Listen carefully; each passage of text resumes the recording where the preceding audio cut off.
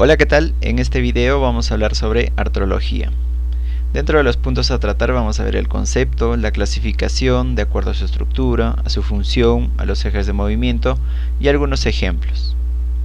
La artrología, o también llamada sindesmología, es una rama de la anatomía que va a estudiar a las articulaciones. Estas van a ser un conjunto de formaciones anatómicas que van a unir dos o más estructuras, dentro de las cuales van a ser hueso con hueso cartílago o hueso con diente. Vamos a encontrar tres tipos de clasificación, de acuerdo al tejido articular que se interpone, por su grado de movimiento y por sus ejes de movimiento. Dentro de la primera clasificación encontramos las de tipo fibrosas, las de tipo cartilaginosas y sinoviales. Dentro de las fibrosas vamos a encontrar suturas que van a ser las de tipo plana, escamosas, dentadas y las esquindilesis, o las gónfosis y sindesmosis. En las de tipo cartilaginosas vamos a encontrar las de tipo condrales y las sínfisis, mientras que las sinoviales van a estar clasificadas de acuerdo a la forma de su caría articular en la que se presenta. Por su grado de movimiento vamos a encontrar de tres tipos: las sin artrosis, que son articulaciones que carecen de movimiento, las anfiartrosis, que tienen ligero movimiento, y las diartrosis, que sí son muy móviles. Por sus ejes de movimiento vamos a encontrar las que se mueven en un eje, también llamadas uniaxial, las que se mueven en dos ejes o biaxial, o las que se mueven en tres o más ejes, multiaxial. De acuerdo a la clasificación por el tejido articular que se interpone, vamos a encontrar a las de tipo fibrosas o sin artrosis. Estas van a ser articulaciones rígidas que carecen de movimiento. Van a estar unidas por tejido conectivo fibroso de fibras cortas, lo cual va a impedir el rango de movilidad. Carecen también de una cavidad sinovial. Dentro de estas articulaciones fibrosas vamos a encontrar las de tipo suturas, que van a ser uniones de los huesos presente mayormente en el cráneo y la cara. Dentro de estas suturas vamos a encontrar de cuatro tipos. En primer lugar, la dentada o aserrada. Como vemos en la imagen, el cráneo del recién nacido existe todavía una sinostosis, quiere decir que los huesos todavía no han soldado. A medida que crecemos, estos huesos van a unirse, van a avanzar en sentido contrario hasta unirse, formando lo que serían las suturas, en este caso coronal, sagital y occipital. Luego encontramos a las articulaciones de tipo plana o armónica, que van a ser dos superficies planas y lineales, como se encuentran en los huesos nasales. El otro tipo es la escamosa o biselada, que van a ser dos superficies en contacto en tipo bisel y que van a ubicarse sobre todo en la sutura temporoparietal. Y el otro tipo es la esquindilesis, que es una superficie en forma de cresta, como en este caso el pico de los fenoides, que se articula con una ranura perteneciente al hueso vómer y que formaría la articulación esfeno-vomeriana. Esta sería la del tipo esquindilesis. Dentro de la clasificación de fibrosas encontramos también a las de tipo gónfosis y sindesmosis. La gónfosis es una articulación que se da principalmente entre el hueso y el diente, y va a presentar un tejido conectivo fibroso entre un diente y el hueso, denominado ligamento periodontal. Como observamos en la imagen, tanto en el maxilar superior como en la mandíbula van a existir cavidades que van a corresponder a los dientes. Estas cavidades, también llamadas alvéolos dentarios, se va a ubicar en toda la arcada superior e inferior. En esta otra imagen podemos ver al ligamento periodontal, que va a ser fibras de sujeción que van a unir tanto al hueso como al diente. El otro tipo es la sindesmosis, que van a ser fibras de tejido conectivo de mayor longitud, pero que van a unir huesos largos. Estas fibras de tejido conectivo se denominan también membranas interóseas o ligamentos, como vamos a ver en la articulación radiocubital y en la articulación tibio-peronea. Ambos huesos, a través de los bordes o interóseos, van a proyectarse con estas fibras de tejido conectivo, y también vamos a tener ligamentos, por ejemplo en la articulación tibio-peronea distal, como es en esta vista anterior y en esta vista posterior. El otro tipo de articulación que encontramos son las cartilaginosas o anfiartrosis. Estas articulaciones van a unir huesos a través de cartílago hialino o fibrocartílago. No van a poseer cavidad sinovial, pero sí van a presentar ligamentos periféricos que van a rodear a la articulación para darle mayor fijación. Dentro de esta vamos a encontrar una subclasificación en condrales y sínfisis. Las condrales van a estar unidas por cartílago hialino y las otras van a permitir el crecimiento longitudinal del hueso, como es el cartílago epifisario o también llamado cartílago de crecimiento. Como vemos en el ejemplo, la articulación esternocostocondral, y en los huesos largos como es el fémur encontramos tres partes: epífisis a los extremos, una epífisis proximal y una epífisis distal, mientras que en la parte media encontramos a la diáfisis.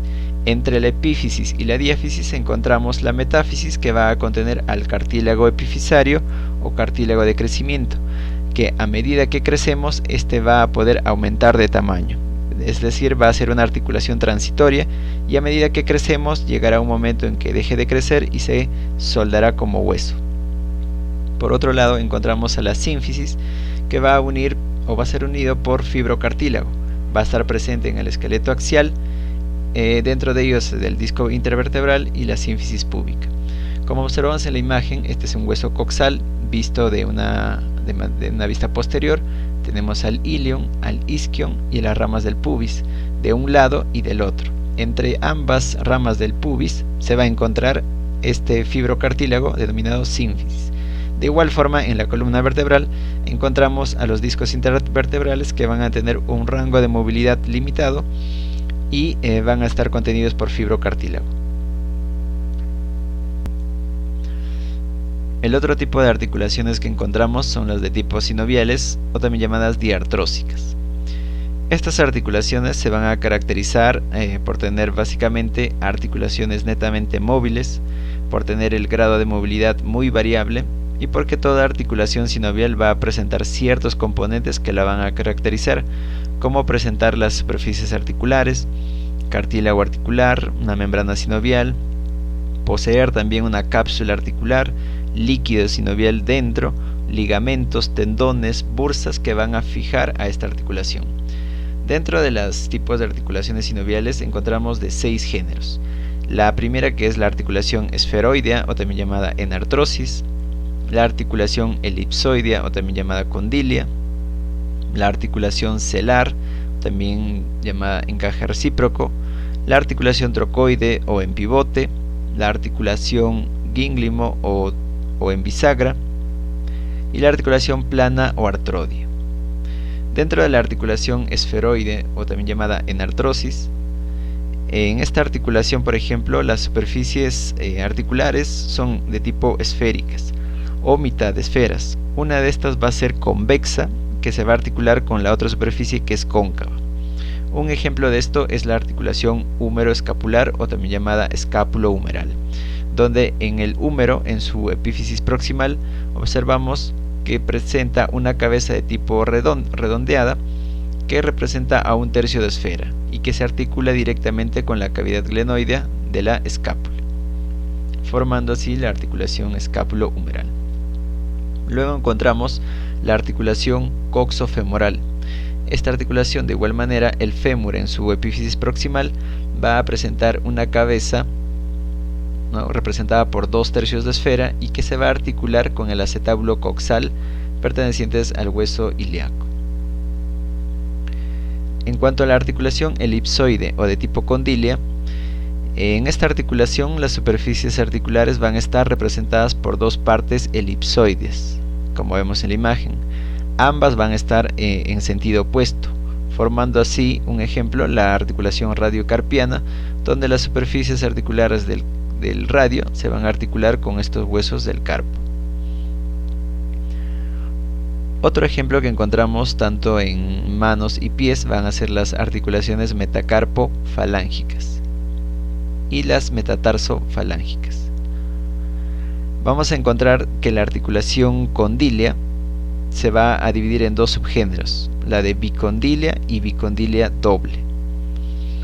La articulación bicondilia se va a caracterizar por poseer dos superficies convexas que se deslizan una sobre la otra, Un ejemplo claro de esto es la articulación temporomandibular, mientras que en la articulación bicondilia doble va a existir dos cóndilos de una superficie en contacto con otras superficies cóncavas.